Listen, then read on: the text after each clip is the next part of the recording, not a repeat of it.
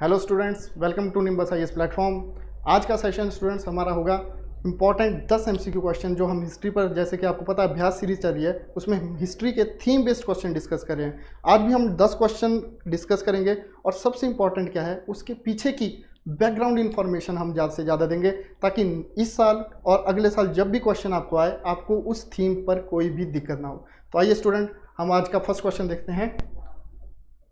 First question is again from the Buddhism and Jainism.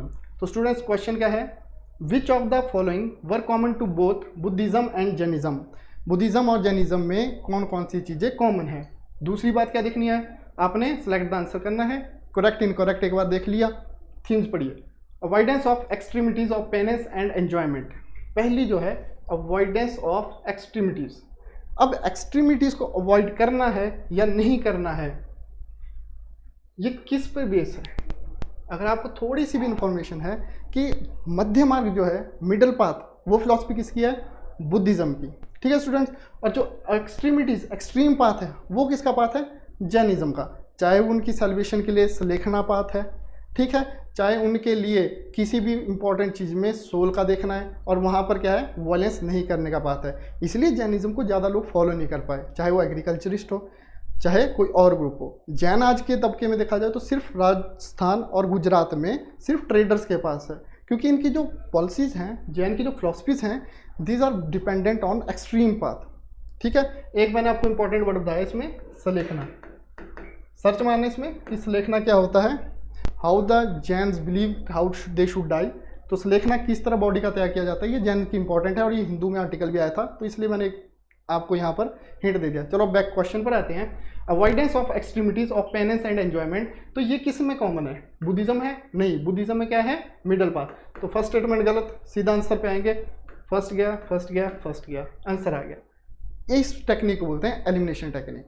आपने एक statement जो कि गलत है उसे नेग्लेक्ट किया, सीधा आप ऑप्शंस पे आए, टाइम सेव किया, बाकी स्टेटमेंट पढ़ने की जरूरत ही नहीं। ठीक है, चलो देख लेते हैं। फिर भी in difference to the authority of Vedas, correct है, क्योंकि वेदास से ही दूसरी साइड 62 हिट्रोडॉक्स सेक्ट आए थे जब, तो वेदास के अगेंस्ट ही आया था, क्योंकि ब्राह्मणिकल सुपरमेसी बहुत आ गई थी लेटर वैदिक पीरियड में, तो उससे अगेंस्ट ही आया था। Denial of efficacy of ritual, बिल्कुल सही है।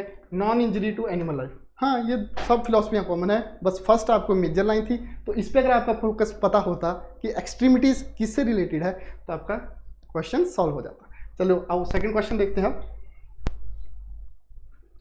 Second question again very simple question. Who among the following is known for his work on medicine during the Gupta period. गुप्त काल में, ठीक है, गुप्त काल ज़्यादातर मानते हैं हम कि गुप्ता एरा कब से शुरू हुआ है, 319 AD। ठीक है, तो गुप्त काल में who was the person which is known for his work on medicine. तो इसका आंसर क्या है, सुश्रुत, क्योंकि हमें पता है there is a book called Sushruta Samhita which is a book on surgery. अब बोलेंगे हमने सीधा ही आंसर पे स्किप कर दिया, क्योंकि ये मैंने पिछली जो वीडियोस है उसमें फुल चार्ट दिया है कि कौन सी बुक किस राइटर ने दिया हुआ है। अगर नहीं पता तो फर्स्ट वीडियो जो दी है उसको आप देख सकते हैं। ठीक है, तो सुश्रुत ने एक बुक लिखी थी, this is called Sushruta Samhita, that was a book on surgery. ठीक है, थोड़ा सा आपको हिंट देते हैं, ये वैसे ही जानने के लिए, ये जो है हमारे वो है सुश्रुत। ठीक है, और ये इस टाइप के कुछ मैंने औजार दिखाए हैं ताकि आपको थोड़ा आइडिया हो कि एंशिएंट पीरियड में भी हमारी मेडिकल जो फैसिलिटीज़ थी वो इतनी वीक नहीं थी। उस टाइम में हमारी जो साइंस बैकग्राउंड था वो काफ़ी डेवलप था। चाहे वो अगर मेडिसिन पे बात करें तो वो हमारे पास चरक संहिता थी, कनिष्का ईरा, लास्ट लेक्चर पूरा बताया। यहाँ कौन है, सुश्रुत संहिता, कौन सा ईरा, गुप्त पीरियड। तो आज के टाइम की बात करें तो ही इज़ अ सर्जन। ठीक है, और जो चरक संहिता है वो क्या है, मेडिसिनल एक्सपर्ट। ठीक है, अब ये कौन सी, यहाँ पर देखो ये फोटो क्यों लगाई है मैंने, कि आपको मेन पता लगे कि उस वक्त कैटरैक्ट का भी सर्जरी की जाती थी। सुश्रुत संहिता में बहुत सारी जो आज की मेन मेजर डिजीज़ हैं उनके बारे में भी बात की है, चाहे वो राइनोप्लास्टी है, नाक की सर्जरी है, चाहे वो कैटरैक्ट है, आई सर्जरी है। तो इस लेवल की जो आपकी परफेक्शन थी, that was also seen in the ancient period, है ना, गुप्ता एज में भी ये देखा गया है। ठीक है, और बाकी क्या है, बाकी कुछ नहीं है। लास्ट में आपको बताया था मैंने कि Shaunaka, Saumilla, these were the experts. Shudraka ये मैंने आपको बताया था कि he is related to Mrichchhakatikam, the little clay cart.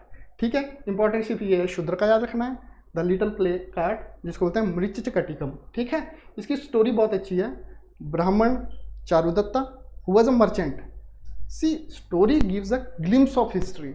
अब मैंने ये क्यों उठाया शूद्रका को, कि Shudraka has a story of, Shudraka had written a Mrichchhakatikam which is also known as little clay card. Now इसका जो हीरो है he is Charudatta. Charudatta falls in love with the nagarvadhu name Vasantasena. ठीक है, इन दोनों की लव स्टोरी है। चारुदत्ता एक ब्राह्मण है but he is actively participating in the merchant activities. See now Brahmin if he is doing the merchant activity, so you can realize that social condition during the Gupta period was not so rigid. ठीक है, ब्राह्मण को allow था कि वो merchant की activity भी कर सकता है। तो इससे दूसरी बात क्या होती है कि जो मर्चेंट्स है, वैश्यज है, उनका क्या हुआ, अपलिफ्टमेंट हुई, उनका जो लेवल बढ़ा। अब उनकी जो एक्टिविटीज़ अगर ब्राह्मण भी करता है तो उस पर कोई भी रोक टोक नहीं थी। तो आप इससे हिंट लगाते हैं, तब ये स्टोरीज इसलिए इंपॉर्टेंट होती है हिस्टोरिकल पर्सपेक्टिव से। थोड़ा सा हिंट देना था, बता दिया। ठीक है, सुश्रुत आंसर है सीधा। शूद्र का दूसरा इंपॉर्टेंट है, वो आप याद रखेंगे। नेक्स्ट क्वेश्चन पे आते हैं हम सीधा। तीसरा क्वेश्चन है, the origin of feudal system in ancient India. Feudal system is about samantvad. ठीक है, अगर तो आपको क्लियर है कि what is a feudal system, तो क्वेश्चन आपका हो जाएगा। The origin of feudal system, origin की बात की है, in ancient India can be traced to military campaigns. दूसरा, there was a considerable expansion of feudal system during the Gupta period. अब फ्यूडल सिस्टम क्या होता है पहले समझिए। एक रूलर है जिसकी एक सेंट्रलाइज्ड अथॉरिटी है। ठीक है, अब यहाँ पर क्या है, पेरिफेरलिज्म। अब जो रूलर है उसके पास इतनी पावर्स नहीं है कि वो सारे एरिया पे अपना एक साथ कंट्रोल रख सके उस वक्त, क्योंकि मॉडर्न मशीनरीज तो थी नहीं। तो वो क्या करता है, ये जो लैंड्स हैं वो दे देता है, चाहे वो ब्राह्मण्स को एज ए डोनेशन देता है, चाहे वो मिलिट्री कमांडर्स को देता हो। ये चल रहा रहता है एंशिएंट और मेडिवल दोनों में, आपको देखने को मिलेगा। ठीक है, अब ओवर द पीरियड जब सेंट्रलाइज्ड अथॉरिटी वीक लग जाती है, उन्हें इंपॉर्टेंट रूलर मर गया, बच्चे नालायक निकले, सेंट्रल अथॉरिटी वीक हो गई, तो अब जो ये वाले हैं ना, ये एम्पावर्ड हो जाएंगे। अब ये एम्पावर्ड हो जाएंगे तो ये बोलेंगे हमें अपना ही एक एन सर्कल ऑफ इन्फ्लुएंस बनाना है। तो इससे क्या होगा, सेंट्रलाइज्ड अथॉरिटी वीक हो जाएगी, जिसको बोलते हैं फ्यूडल सिस्टम। ठीक है, इसके और भी कारण है। फर्स्ट जो इंपॉर्टेंट कारण था वो था लैंड ग्रांट। लैंड ग्रांट, अगर आपको पता लगे कि लैंड ग्रांट सबसे पहले शुरू कब हुई, देखो इंपॉर्टेंट इन्फॉर्मेशन देता हूँ साथ में, ताकि थोड़ा सा आपको हिस्ट्री के बारे में आइडिया हो, जैसे नहीं ब्लाइंड स्पॉट ही हो। लैंड ग्रांट अगर हमें पहले सबसे पहले कब पता लगी, नासिक इंस्क्रिप्शन। नासिक की इंस्क्रिप्शन है सातवाहना टाइम की, गौतमीपुत्र सत्यकर्णी वन की। गौतमीपुत्र सत्यकर्णी एक सातवाहना रूलर था, उसके टाइम एक नासिक इंस्क्रिप्शन थी जिसमें पहली बार मेंशन है land grant to the Brahmins. ठीक है, तो एक हिंट ये माना जाता है फ्यूडलिस्टिक एज का। जो दूसरी बात है वो है मिलिट्री कैंपेन। खतरनाक रूलर आया, रूलर का नाम समुद्रगुप्त। समुद्रगुप्त आया, फैल गया, यहाँ भी दक्कन में कैंपेन चला दिया, नॉर्थ की टेरिटरी एनेक्स कर दी, दक्कन में सब्जुगेशन इनडायरेक्टली स्टार्ट कर दी। समुद्रगुप्त मर गया। अब समुद्रगुप्त मर गया, नेक्स्ट रूलर था वीक, उससे ना हो पाया ये संभाल पाया कुछ भी एम्पायर। अब जब वो सेंट्रल अथॉरिटी में संभाल पाया तो जो पेरिफेरल एरिया था या फार रीजन ऑफ साउथ था, अब वहाँ पर क्या हो गए, रीजनल लीडर आ गए। रीजनल लीडर आ गए तो फ्यूडलिस्टिक सोसाइटी शुरू होगी। पॉलिटिकल सिस्टम आज के टाइम भी ऐसा ही है ना, पहले कांग्रेस थी सेंट्रलाइज्ड अथॉरिटी, अब रीजनल पार्टीज आ गई, तो अब सेंट्रलाइज सिस्टम नहीं चलता। अब एक बार फिर से मोदी आए तो फिर से सेंट्रलाइज सिस्टम में आ गए। ठीक है, तो वो हिस्ट्री जो होती है वो रिपीट करती है। Either you can see in political field or any other field, you can see कि that history always repeat itself. इसलिए हिस्ट्री पढ़नी चाहिए। ठीक है, तो मैं क्या बात कर रहा हूँ कि the reason of feudal system in ancient India can be traced to the military campaigns. ठीक है, मैंने बताया समुद्रगुप्त ने किया, साउथ गया, फिर मर गया, उसके बाद उससे संभालने नहीं गया अगले रूलर से, तो फ्यूडलिस्टिक बड़ा। करेक्ट है ना। There was considerable expansion of the feudal system during the Gupta period. बिल्कुल करेक्ट है, दोनों स्टेटमेंट्स करेक्ट हैं। ठीक है, पर अब जो ओरिजिन ऑफ फ्यूडल सिस्टम है ना, वो सिर्फ मिलिट्री कैंपेन्स में नहीं है। सबसे ओरिजिन कहाँ से देखा है हमने, लैंड ग्रांट से। सतवाहना एज, सतवाहना एज कहाँ, पोस्ट मॉडर्न पीरियड। ठीक है, मॉडर्न टूटा, दक्कन में सतवाहना एम्पायर आया, ये आंध्रा महाराष्ट्र वाला एरिया सतवाहना एम्पायर है। गुप्ता उसके बाद है ना 319 AD, वो बाद की बातें, ये 100 BC के आसपास की बातें। तो स्टार्टिंग यहाँ से इंडिविजुअली करेक्ट है। ठीक है, मिलिट्री कैंपेन इंपॉर्टेंट है, एक्सपेंशन गुप्ता टाइम में हुआ था। Both A R true but R is correct explanation नहीं, both A R true but R is not a correct explanation, ठीक है। Individually both are correct but it is a not a correct explanation for the interlinkage नहीं है, ठीक है। Feudalism किसी वजह से शुरू हुआ और एक्सपेंशन किसी वजह से हुआ, तो both individually are correct but they don't have the explanation scenario kind of relationship, ठीक है। ये आर इज फाल्स, ये नहीं हो सकता, ए इज फाल्स, तो ये हो नहीं सकता। बी में सीधा आंसर बताएंगे ताकि वीडियो अपनी जल्दी खत्म हो। नेक्स्ट पे आते हैं क्वेश्चन पर। Which one of the following sculptures was invariably used green schist as the medium. अब ये क्वेश्चन जो है इंपॉर्टेंट है, क्योंकि जब भी आर्ट एंड आर्किटेक्चर की बात आती है तो आपकी इंफॉर्मेशन चेक होती है। सी फर्स्ट इन्होंने बोला है कि किस में यूज हुआ है green schist. Green schist is a kind of stone, ठीक है। ये किस में यूज हुआ है? फर्स्ट मॉडर्न स्कल्पचर्स नहीं, मॉडर्न में वुड एंड नॉर्मल स्टोन का यूज हुआ है, तो ग्रीन स्किस्ट का यूज नहीं हुआ है। दूसरा मथुरा स्कल्पचर, सबने पढ़ा है कि मथुरा गंधार आर्ट आया पोस्ट मॉडर्न में। मथुरा में क्या यूज हुआ है? White spotted red sandstone, it was the base material, ठीक है। बरहूस sculpture, this is the answer, यहाँ पर ग्रीन स्किस्ट यूज हुआ है। गंधार स्कल्पचर में क्या यूज हुआ है? Mud and stucco in later stage and bluish grey sandstone in earlier stage, ठीक है। समझा रहे हैं? तो थोड़ा सा मैंने समझा दिया कि बेस मटेरियल सबका याद करो ताकि आपको याद आए। अगर अमरावती स्कूल का जाता, व्हाइट मार्बल वाज यूज्ड, है ना। Amaravati and Nagarjunakonda, this was the two center of sculpture art which developed during the Satavahana age, जो हमने भी डिस्कस की। समझ रहे हैं? ये समझ रहे हैं कि बरहूस कल्चर में क्या है? आंसर क्या है? ग्रीन स्किस्ट बरहूस कल्चर। मैंने बताया आपको इन्फॉर्मेशन देना is the main purpose of this video, not to identify the correct answers. If you got the knowledge behind the question कि इनके पीछे बेसिक है क्या, अगर आपको एक बार वो पता लग गया ना, अगर अगले साल फिर से इसी थीम से रिलेटेड कोई क्वेश्चन आता है, you can correctly mark that. हमने मार्क किया है, ठीक है। आगे चलते हैं, थोड़ा सा बता देता हूँ आपको बरहूस स्तूपा की, बरहूस स्कल्पचर्स की बात। बरहूस स्कल्पचर है ना, स्कल्पचर्स, बरहूस स्कल्पचर जो है उसमें क्या है? नरेटिव आर्ट की बात हुई है। नरेटिव आर्ट क्या होता है? नरेटिव आर्ट, नरेट करना यार, सिंपल सी बात है। नरेट मतलब नरेशन, कि अपने पास ये सील सी बनी है, स्कल्पचर बना है, अब ये क्या कर रही है? Narrate, it is narrating a story. अब ये स्टोरी क्या है? वैसे इस पिक्चर को क्या बोलते हैं? इसको बोलते हैं क्वींस माया ड्रीम। जितनी बुद्धिस्ट साइट हैं, स्कल्पचरल साइट हैं, वहाँ पर ये कॉमन थीम है, क्वीन माया ड्रीम। तो आपको क्वेश्चन आ सकता है कि what is the queen Maya dream is related to. So queen Maya dream क्या है कि there is an elephant which is directly going into the womb of queen माया।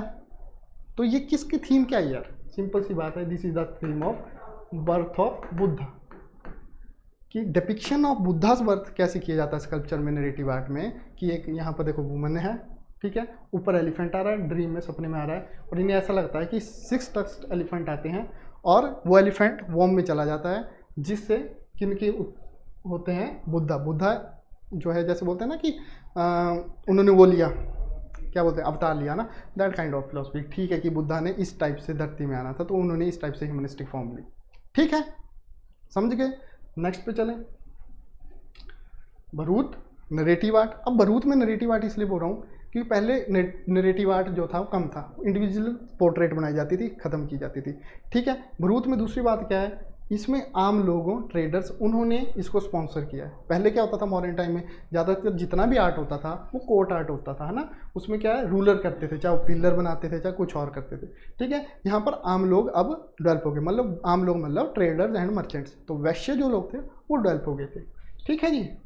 चलें आगे थोड़ा सा। अब भरूत की बात करें तो भरूच स्तूपा की बात आती है। स्तूपा की बात आती है तो हमने ये थोड़ा याद रखना भरूच स्तूपा क्या है क्या नहीं, है ना।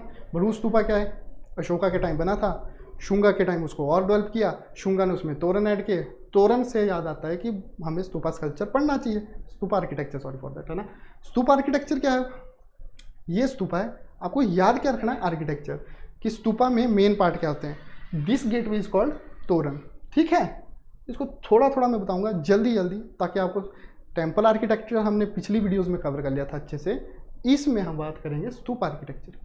स्तूप आर्किटेक्चर में इस चीज़ को क्या बोलते हैं, गेटवे को, इसको बोलते हैं तोरण, आज भी वो वर्ड यूज़ होता है ये तोरण। आज भी जब शादी लोकल होती है ना तो एक पीले से डंडे लगाते हैं घर के बाहर, वो पीले से डंडे गए उनको बोलते हैं ना तोरण, किसके नीचे से जाओ, तो वो ही वर्ड है। यहाँ पर भी गेटवे को तोरण बोल दिया है। ठीक है, इस डोम को क्या बोलते हैं? अंडा, अंड या अंडा। ठीक है, ये ऊपर क्या आ गई? हर्मिका। इसको क्या बोलते हैं? छतरी। ये क्या है? बुधा धमा संगा। समझ रहे हैं? हर चीज़ का मतलब है, अगर थोड़ा सा आप ध्यान से पढ़ें। बुधा धमा संगा। अब धमा की बात आएगी तो अशोक में आएंगे। Ashoka has propagated the dhamma. Dhamma mahamatras की बात आ जाएगी कि धमा महामत्रस किसने अपॉइंट किए थे। तो ये इंटरलिंक होती रहती है ना। अब एक वीडियो में तो मैं सब बता नहीं पाऊंगा। यहाँ पर क्या है? मेन फीचर याद रखेंगे, तोरण, ठीक है, अंडा, हर्मिका, छतरी, बुधा धमा संगा। ठीक है, this is called vedika. This portion is called vedika. और जो क्वेश्चन आपको एचएस एग्जाम में आया था कि स्टेयर बेस को क्या बोलते हैं, सीढ़ियों को क्या बोलते हैं इस स्ट्रक्चर में, दैट इज कॉल्ड सोपाना। ठीक है, तो that was the question in HS exam. That is how the themes are interrelated. If you read about the Bharuch stupa, ये नहीं कि बस उसका भरूच स्तूपा टिक किया और भाई निकल लिया, नहीं, आपको पढ़ना पड़ेगा कि भरूच स्तूपा है तो उसका कुछ आर्किटेक्चर होगा। आर्किटेक्चर है तो आपको ये पता होगा कि तोरण है, ये भी पता होगा कि भरूच में तोरण किसने ऐड किए थे, शुंगा डायनेस्टी। ऐसे थोड़ा सा आइडिया रखना होता है। ठीक है, तो मेन फीचर फिर से रिवाइज, अंडा, छतरी, हर्मिका, वेदिका, तोरण और sopana. Sopana was important for HS exam, पूछा था एक बार, आगे भी पूछ सकते हैं, इसमें नहीं पूछेंगे, हरियाणा सिविल सर्विस पूछ लेंगे, इंटर रिलेटेड क्वेश्चन पूछना है तो बना भी देंगे। ठीक है जी, अगले क्वेश्चन पे आते हैं। अब क्वेश्चन क्या है? मैच करनी है दो लिस्ट। ठीक है, उसमें क्या है? कुछ रूलर्स हैं, कुछ डायनेस्टीज हैं और उनके मेन एरियाज हैं। ठीक है, अब पता है गुप्त, ये गुप्त थोड़ा बताना अब, क्योंकि मैंने गुप्त आपको पिछली वीडियोस में बताया था। पिछली वीडियो से लिंक करता हूँ कि थीम कैसे लिंक हो रही है। मैंने पिछली वीडियोस में ये डिस्कस किया था। चंदेलास, अगर याद हो, खजुराहो टेम्पल्स की बात की थी। ठीक है, सेक्स केव्स की बात की थी, कर दो। बी का 3 तो या तो ये हो सकता है या ये हो सकता है, ये दो तो हो नहीं सकते। सी, एक वीडियो से आपका 50% क्वेश्चन सॉल्व हो रहा है। ठीक है, चालुक्य, सबको पता है यार चालुक्य बदामी है, तो सी का 1 आ जाएगा, तो आंसर तो ये आ गया। ठीक है, अब चालुक्य बदामी कैसे है? ठीक है, चालुक्य और बदामी नॉर्मल, हमारे लिए नॉर्मल है, आपके लिए मैंने आगे पूरा चार्ट लाया है कि आपने क्या क्या उसमें पता करना है कि कौन सा डायनेस्टी है, क्या उसका कैपिटल है, उसका चार्ट आ गया है। गुप्त के टाइम में एक देवगढ़ में टेम्पल बना था। ठीक है, क्योंकि मैंने बताया था गुप्त नागर टेम्पल आर्किटेक्चर, नागर टेम्पल आर्किटेक्चर स्टार्टिंग देवगढ़ में टेम्पल बना इनके टाइम में। ठीक है, चंदेला हो गया, Chalukya, Chandela, Khajuraho, Pallava, Panamalai. Panamalai is also known as Kanchi. अब मैंने पिछली वीडियो में कांची बोला था, इसमें पन्नामलाई लिख के आ गया, पर अगर एक दो ऑप्शन पता हो तो क्वेश्चन सॉल्व हो रहा है। Answer correct is A. Skip to the next question. थोड़ी सी डिटेल बता देता हूँ यहाँ पर। हाँ जी, ये कुछ डायनेस्टीज हैं, हर्यंका, शिशुनागा, नंदा। ठीक है जी, शुंगा, कनवा, सतवाहना, कुषाण। तो एक तो पीरियोडिक वाइज लिखी हुई है, थोड़ा सा ये आइडिया हो जाएगा आपको। ठीक है, कि पहले कौन सी डायनेस्टी थी, नहीं तो आप रटते ही रहोगे। जब मगध बना था तो उसमें हर्यंका आई, फिर आई शिशुनागा। हर्यंका ने बिम्बिसारा राजगिरी, ये कैपिटल है, तो ये थोड़ा सा आप स्क्रीनशॉट ले लो तो आइडिया हो जाएगा। सतवाहन है फाउंडर सिमुका पठान। ठीक है, कुषाण है Kujula Kadphises and Purushapura. Purushapura is Peshawar, nothing else. ठीक है जी, नंदा, महापद्मनंदा, पाटलिपुत्र। तो यहाँ से आपको थोड़ा सा याद हो जाएगा। क्वेश्चन आते हैं यार, अब जो है यूपीएससी हो चाहे एचएस हो, they are being questions in the paper which relate to the political history also. आपको राजाओं के बारे में थोड़ा थोड़ा आइडिया लगाना पड़ेगा। तो एटलीस्ट अगर आपको ये 5-7 फाउंडर्स के नाम पता होंगे, कैपिटल्स के पता होंगे, तो आपको एक रेलेवेंट आइडिया होगा। अब ये अगर कैपिटल्स पता होंगे तो जब मेंस में क्वेश्चन आएगा, डायग्राम बनाओ, mark the location, Gupta dynasty show करो, अच्छे नंबर पाओ। This is how you can use the knowledge. ठीक है जी, एक और ले लो जी। हूंस है, तोरामन है, सियालकोट है। ठीक है, वर्धांस, हर्षवर्धन, पुष्यभूति, थानेश्वर पहले, फिर कन्नौज आ गया, सबको पता है। ठीक है, कि मुखारिज कन्नौज के होते थे, मुखारिज के बाद सीधा हर्षवर्धन आ गए। ठीक है, याद कर लेना इसको, है ना। अब इसको मैं क्या डिस्कस करूँगा, सेना है तो लखनौती है, लखनौती इज इन बंगाल। ठीक है जी, पल्लव डायनेस्टी है, पल्लव कांचीपुरम, पल्लव आज पूछा भी था ना पन्नामलाई, वहाँ क्या है कांचीपुरम, कांची पल्लव कांची है। ठीक है, चंदेला देखो, खजुराहो, और खजुराहो में महोबे बोलते हैं, और खजुराहो में एक केंद्रीय महादेव टेम्पल भी है। केंद्रीय महादेव टेम्पल जो है नागर आर्किटेक्चर के लिए बहुत है। ठीक है, उसमें देखना नेट का सर्च मारना कि केंद्रीय महादेव टेम्पल खजुराहो या खजुराहो की सेक्स केव्स, है ना। तो वो इन्फॉर्मेशन ऐसे इंटरलिंक होती है। ठीक है, थोड़ा सा और बता देते हैं आपको। चालुक्यज ऑफ बदामी भी है, चालुक्यज ऑफ वेंगी भी है, चालुक्यज ऑफ कल्याणी भी है। तो थोड़ा सा यहाँ से आइडिया होगा क्या क्या इनके कैपिटल है वो देख लेंगे। ठीक है, ये मेडिवल रूलर्स हैं। फाइनल चोला जिसका फाउंडर विजयलया और तंजौर इनका कैपिटल।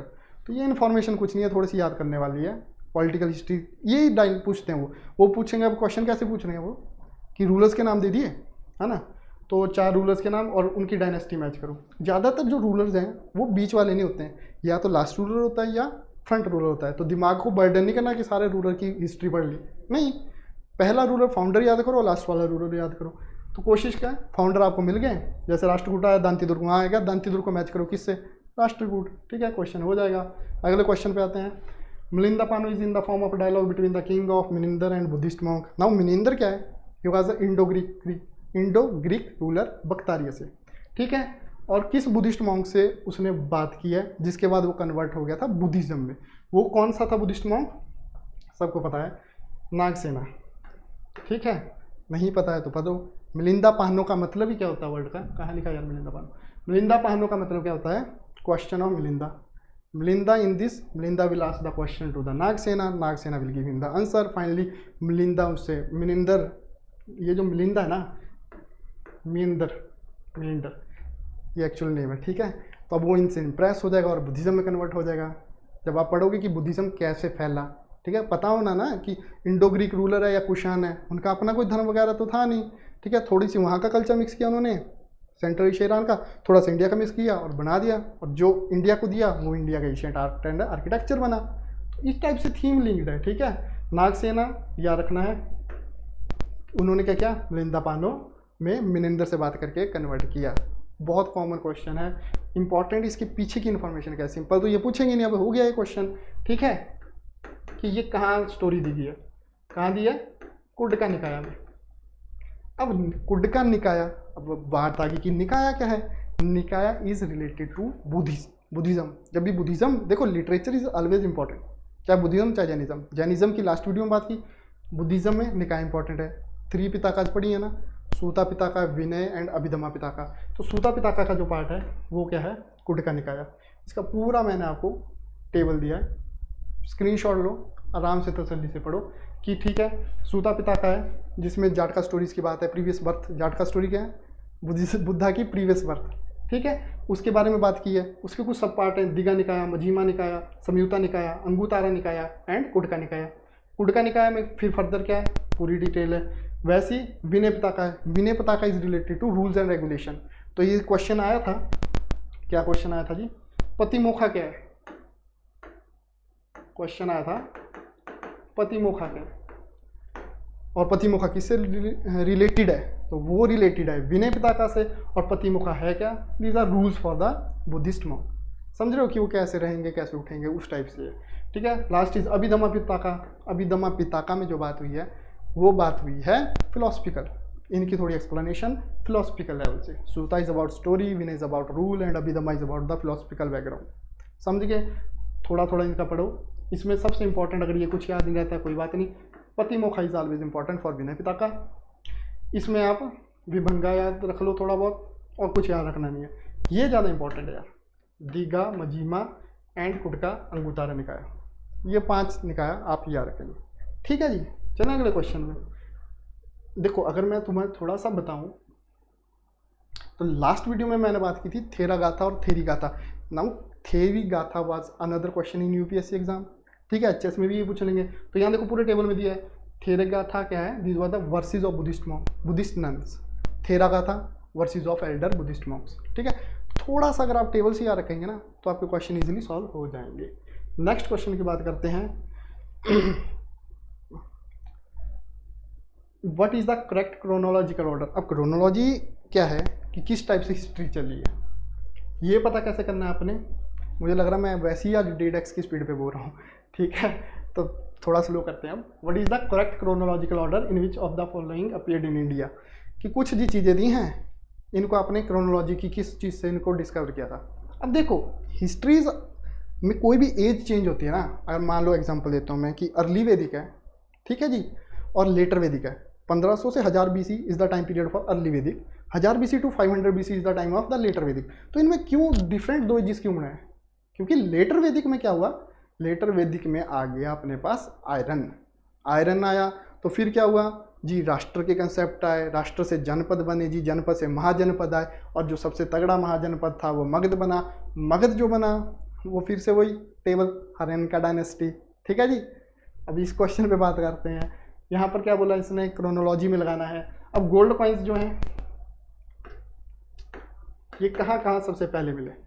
अभी मैंने वैदिक एज की बात की, लेटर वैदिक की, तो iron is related to later Vedic के बाद की ही बात होगी, पहले की नहीं हो सकती कि लेटर वैदिक में हमें सबसे पहले बात आयरन की बात हुई। अयास वर्ड, वहाँ कौन सा वर्ड यूज होता है मैटर के लिए, अयास।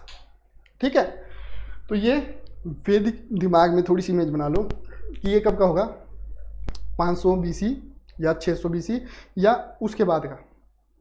ठीक है, आयरन मिल गया था, पर आयरन प्लेयर बनते बनते बनते बनते जी हमें मान लेते कि 700 BC से 500 BC के आसपास का होगा। इतना सा आइडिया लग गया। Urban culture, first video of lecture I talked about the Harappa civilization, Indus Valley civilisation.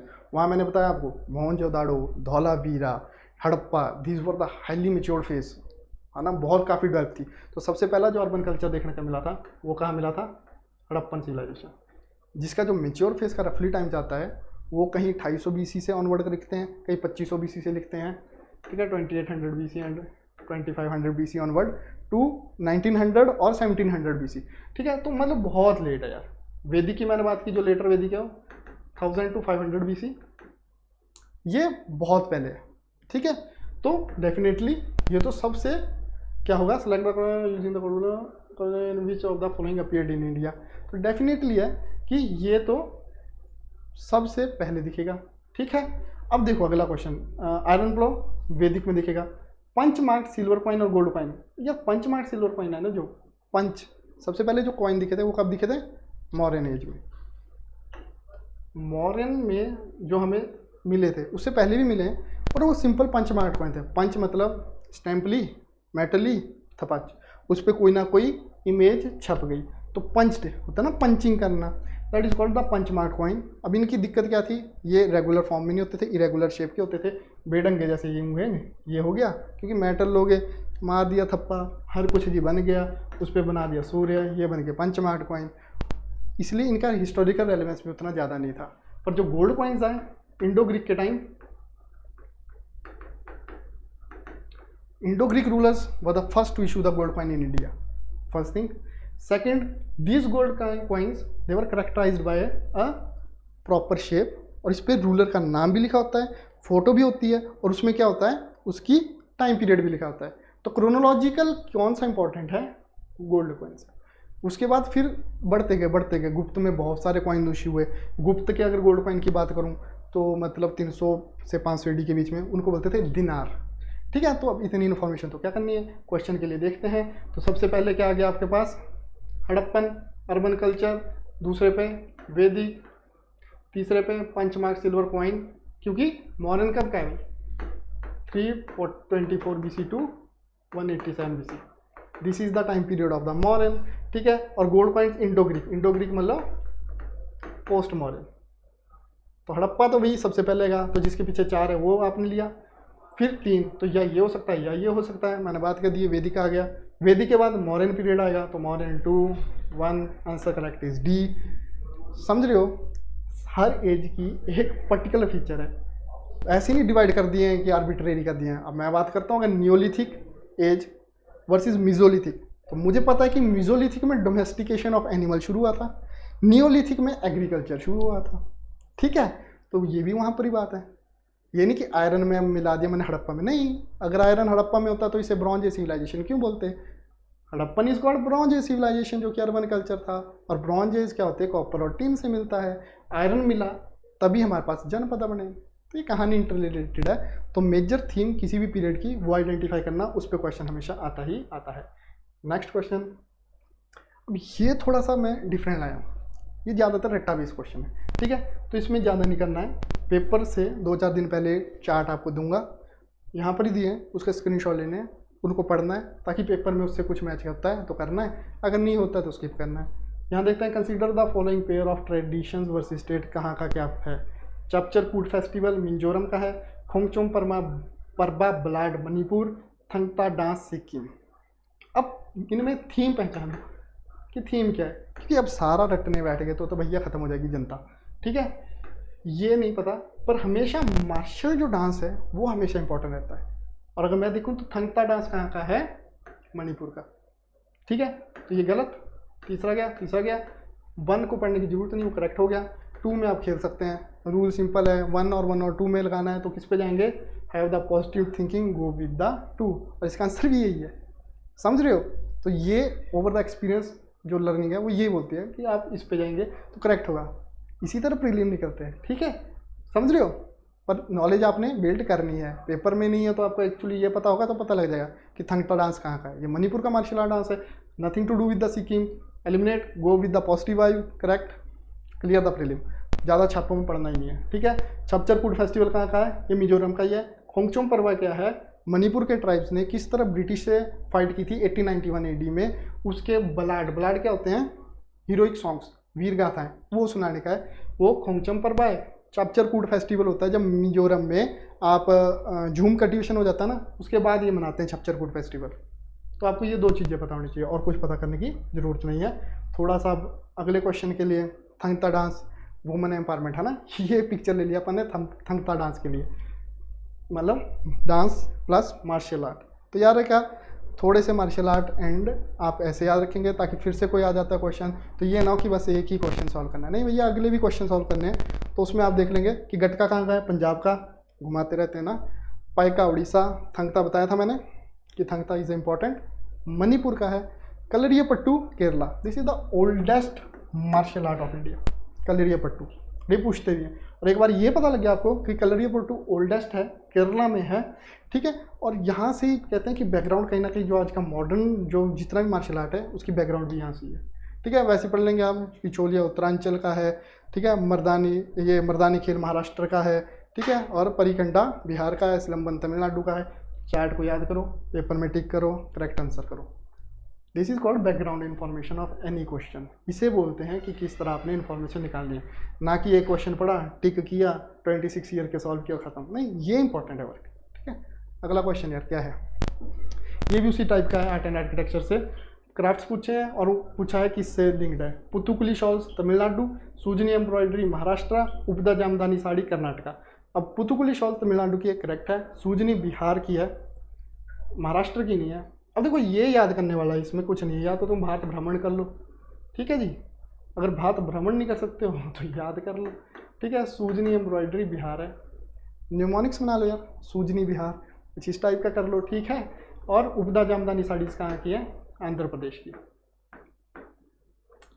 तो जी ये और ये गलत है यहाँ दिए हुए, पहला ठीक है, आंसर ये आ गया। क्यों पूछा गया है, करेक्ट पूछा है, ये हमेशा ध्यान रखना करेक्ट और इनकरेक्ट का। ठीक है, अब ये हो गया फिर से कि भैया एक ही क्वेश्चन नहीं करना सॉल्व, अगली डिटेल आओ, सारा दिया है। ठीक है, इंपॉर्टेंट कि एरक प्रिंटिंग कहाँ की है, मातानी पछेड़ी गुजरात। ठीक है जी, Thigma type very important, Jammu and Kashmir, Thigma पे क्वेश्चन आता है। तो आपको थोड़ा सा अगर मैं बताऊँ इंपॉर्टेंट, वैसे तो आर्ट एंड कल्चर में सब इंपॉर्टेंट है, थिगमा पढ़ लो, माता दी पछेड़ी पढ़ लो, गुजरात में है। ठीक है जी, जड्डू पटुआ पेंटिंग पढ़ लो, झारखंड में है, पिछुआई पेंटिंग राजस्थान, डब्बू प्रिंटिंग राजस्थान। ठीक है, और मुठंगी तमिलनाडु। ठीक है जी, आगे चलो, ये थोड़ी सी साड़ीज़ भी आ गई क्या, थोड़ी और एडिशनल। पोचमपल्ली साड़ीज़ आंध्र प्रदेश की फेमस है, पटोला पतन। ठीक है जी, बलूचड़ी मुर्शिदाबाद, जामदानी वेस्ट बंगाल, ये याद करना ना, कोनराड तमिलनाडु, थोड़ा सा पढ़ लोगे। ये this was the question in UPSC यार, कि कलमकारी कहाँ की है।